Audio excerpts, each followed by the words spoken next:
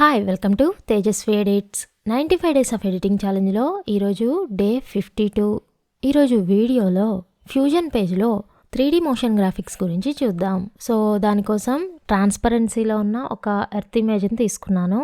ఇప్పుడు దీన్ని 3D ఇమేజ్గా convert చేయాలి. సో దానికోసం ఇక్కడ మనకి షేప్ 3D అనే ఆప్షన్ ఉంది కదా, అది సెలెక్ట్ చేసి మీడియా 1కి కనెక్ట్ చేసి అండ్ షేప్ 3Dని సెకండ్ వ్యూలో సెట్ చేద్దాం. ఓకే, సో ఇప్పుడు ఈ మ్యాప్ పాయింట్ అనేది 3Dలో కన్వర్ట్ అయిపోయింది. అయితే ఇక్కడ ఇంకో విషయం అండి, 3 బటన్ మౌస్ అయితే మోషన్ గ్రాఫిక్స్కి బెస్ట్ అనమాట. సో మౌస్ అనేది అవైలబుల్ లేనప్పుడు ఇక్కడ మనకి పర్స్పెక్టివ్ అని ఉంది కదా, సో అక్కడ రైట్ క్లిక్ ఇచ్చేసి ఇక్కడ సింగిల్ క్లిక్ ఇస్తూ మనం వ్యూ అనేది చూడొచ్చు. For example front view, next top view, left, right. So ఇలా వ్యూస్ అనేవి చూడొచ్చు. నార్మల్గా అయితే పర్స్పెక్టివ్ మోడ్లో సెట్ చేస్తున్నా. అండ్ ఇంకా మనకి ఇక్కడే కాకుండా ఇక్కడ టాప్లో కూడా చాలా ఆప్షన్స్ ఉంటాయి. ఫర్ ఎగ్జాంపుల్ ఇది లైటింగ్ కోసం, డార్క్ అండ్ లైట్. అండ్ ఇక్కడ మనకి క్వాడ్ అని ఉంటుంది, క్వాడ్ వ్యూ. సో ఇది క్లిక్ చేసినప్పుడు మనకి ఎట్ ఏ టైం 4 వ్యూస్ అనేవి వస్తాయి. అండ్ ఇంకా ఏంటి అంటే ఇక్కడ మనకి షేప్ 3D మీద క్లిక్ చేసి, అంటే మనకి 3D వ్యూ ఉంది కదా, దీని మీద క్లిక్ చేసి ఇన్స్పెక్టర్లోకి వెళ్తే ఇక్కడ మనకి షేప్ ఉంది చూసారా, అక్కడ వచ్చేసి మనం షేప్ని చేంజ్ చేసుకోవచ్చు. ఫర్ ఎగ్జాంపుల్ స్పియర్, దాని రేడియస్ని తగ్గిస్తున్నా. ఓకే, అండ్ వ్యూని కూడా క్వాడ్లో చూద్దాం. సో ఇలా అనమాట. ఇంకా ఇక్కడ base sub divisions, height sub divisions ఇవి కూడా చేంజ్ చేసుకోవచ్చు. అండ్ సింగిల్ వ్యూ ఉంది కదా, సో వాటిని కూడా మనం Zoom in and Zoom out చేసుకోవచ్చు.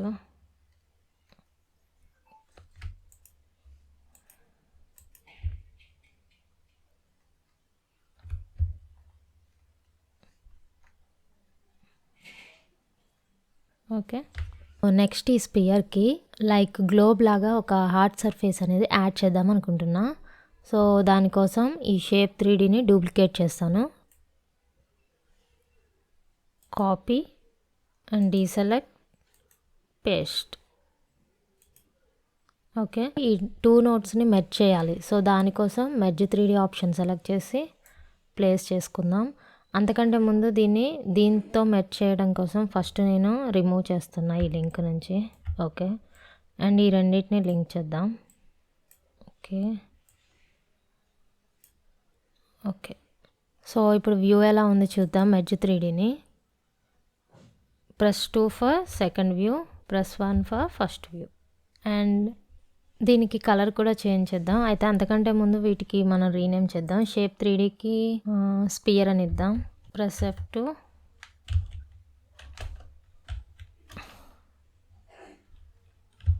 SPHERE.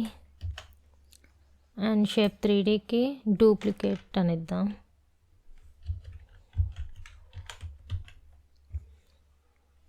ఓకే, అండ్ ఈ 2 నోట్స్ని మెర్జ్ చేస్తే వ్యూ ఈ విధంగా ఉంది.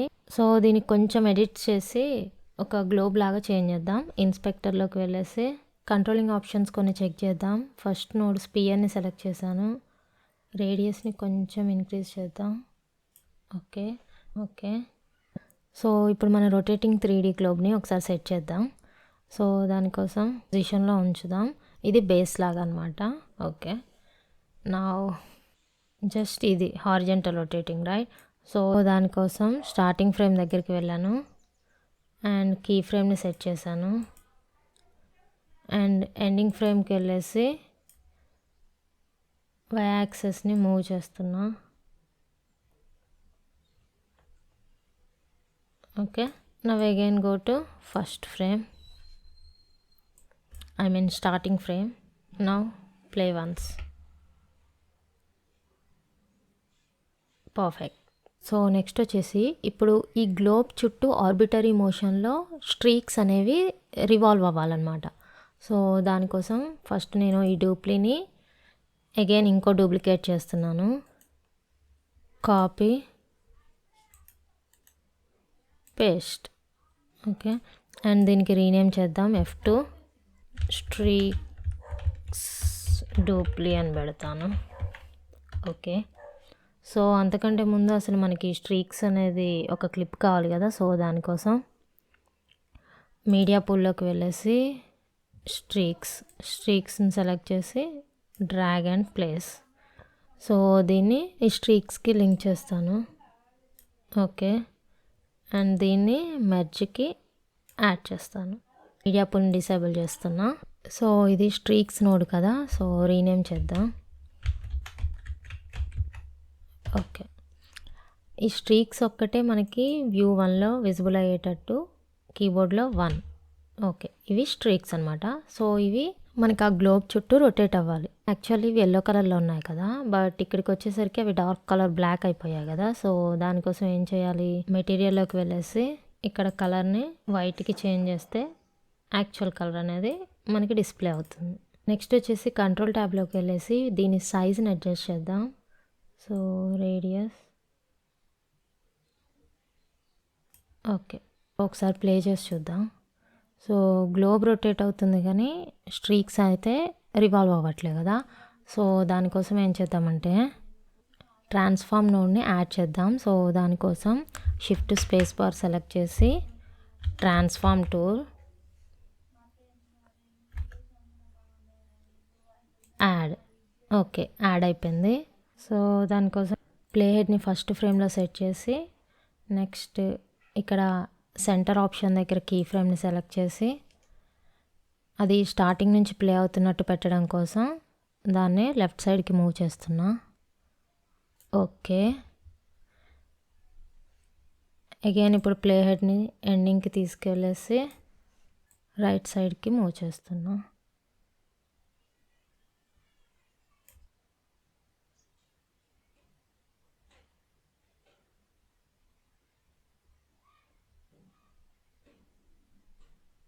ఓకే, ఇప్పుడు ఒకసారి ప్లే చేసి చూద్దాం.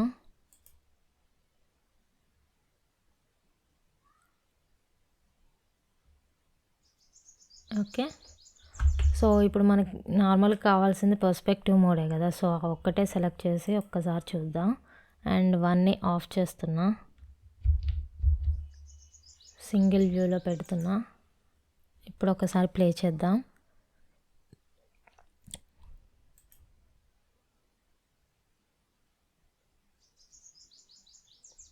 సో ఇక్కడ ప్లే చేస్తున్నప్పుడు సింగిల్ స్ట్రైక్ అనేది రివాల్వ్ అయ్యి అలా ఆగిపోతుంది కదా, అలా కాకుండా కంటిన్యూస్గా రొటేట్ అవ్వాలంటే సో ఇక్కడ ఎడ్జెస్ అని ఉంది కదా, సో అక్కడ వ్రాప్ అని సెలెక్ట్ చేయాలి. ఇప్పుడు ఒకసారి ప్లే చేసి చూద్దాం. ఓకే, సో నెక్స్ట్ వీటిని మనం గ్రూపింగ్ చేద్దాం. సో ఫస్ట్ అడ్జస్ట్ చేస్తున్నా. సో ఇవన్నీ కలిపి ఏంటి, ఈ globe related, right? So shift space, grouping చేయాలంటే అండర్లేయింగ్ అనే టూల్ తీసుకొని యాడ్, నెక్స్ట్ అడ్జస్ట్ చేద్దాం.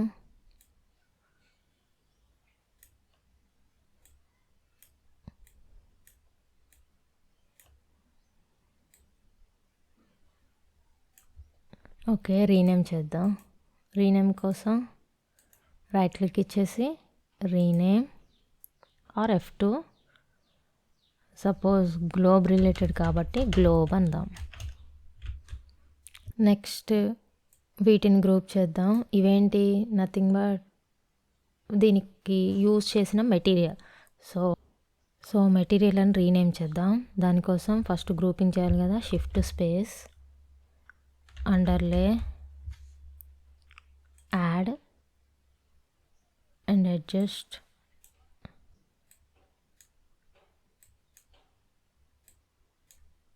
and rename F2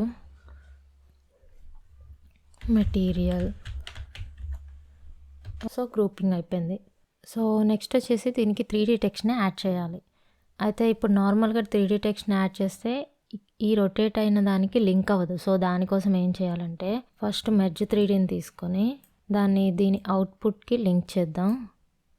ఓకే, ఇప్పుడు 3D టెక్స్ట్ అనేది ఈ 3D మెర్జ్కి కనెక్ట్ చేద్దాం. ఓకే, సో ఏం టెక్స్ట్ ఇవ్వాలనుకుంటున్నాం, for example Tejaswi edits okay. ఒకసారి ప్లే చేసి చూద్దాం. ఓకే. అయితే సింగిల్ లైన్‌లో కొంచెం అంత అడ్జస్ట్ అయినట్టు అనిపియట్లే. సో, అందుకనే నేను దాన్ని 2 లైన్స్‌కి స్ప్లిట్ చేస్తా. ఓకే. అండ్ లైన్ స్పేసింగ్ తగ్గిద్దాం. ఓకే. నెక్స్ట్ ఫాంట్ స్టైల్ వచ్చేసి Open Sans, extra bold. Okay. And ఇప్పుడు ఇది బ్యాక్ సైడ్ ఉంది కదా టెక్స్ట్ అనేది, అది గ్లోబ్కి ఫ్రంట్ రావాలి అంటే ఇక్కడ ఈ గ్రీన్ కలర్ బటన్ ఉంది కదా, సో దాన్ని డౌన్కి మూవ్ చేస్తే అబ్జర్వ్ చేయండి. ఓకే, అలా.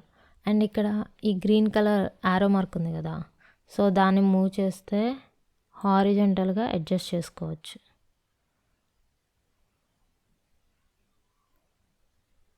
ఓకే, అడ్జస్ట్ అయిందా? ఓకే. అండ్ సైజ్ కొంచెం తగ్గిద్దాం. ఓకే. అండ్ ఇక్కడ ఎక్స్ట్రూషన్ అని ఉంది కదా, సో దాన్ని సెలెక్ట్ చేసి డెప్త్ని కొంచెం ఇంక్రీజ్ చేద్దాం. ఇక్కడ మనం అప్లై చేసిన ఎక్స్ట్రూషన్ డెప్త్, బేవెల్ డెప్త్ ఇవన్నీ అర్థం కావాలంటే అంతకుముందు మనం ఆప్షన్ చెప్పుకున్నాం కదా, సో ఇది లైట్నింగ్. ఇప్పుడు అర్థమైందా మనం ఏం చేసాం? ఇక్కడ చేంజెస్ అర్థమవుతాయి చూడండి. ఇప్పుడు నేను బేవెల్ విడ్త్ని డిక్రీజ్ చేస్తున్నా. Okay, increase and smoothing angle and extrusion depth కూడా. ఓకే, అర్థమవుతుందా? ఓకే. సో నెక్స్ట్ దీనికి షేడింగ్ కలర్ ఇద్దాం. షేడింగ్లోకి వెళ్ళేసి యూజ్ వన్ మెటీరియల్ అన్చెక్ చేసి కలర్ని సెలెక్ట్ చేద్దాం. నేను రెడ్ కలర్ తీసుకుంటున్నా. ఇప్పుడు దీనికి ఆ టెక్స్ట్కి ఒక టెక్స్చర్ అనేది యాడ్ చేయాలనుకుంటున్నా. సో దానికోసం మీడియా పూల్లోకి వెళ్ళేసి టెక్స్ట్ అని తీసుకొచ్చి ప్లేస్ చేసి ఆ నోడ్ని ఈ మెటీరియల్ నోడ్కి యాడ్ చేద్దాం. అండ్ నెక్స్ట్ డైరెక్ట్లీ కనెక్ట్ ఈ టెక్స్ట్ నోడ్కి డైరెక్ట్గా కనెక్ట్ చేద్దాం. సో అంతకంటే ముందు ఇక్కడ మెటీరియల్లో ఇమేజ్ సెలెక్ట్ చేయాలి. Then directly connect to media 2 to text. దీనికి రీనేమ్ ఇద్దాం F2 texture. Okay. So next ఈ టెక్స్ట్ అనేది బెండ్ అవుతూ రొటేట్ అవ్వాలి కదా, సో బెండ్ అవ్వటం కోసం shift space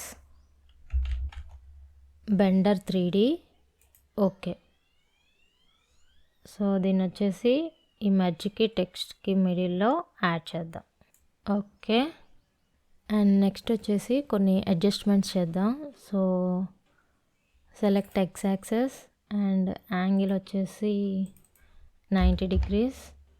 and now amount of bending అంటే ఎంత బెండ్ అవ్వాలి.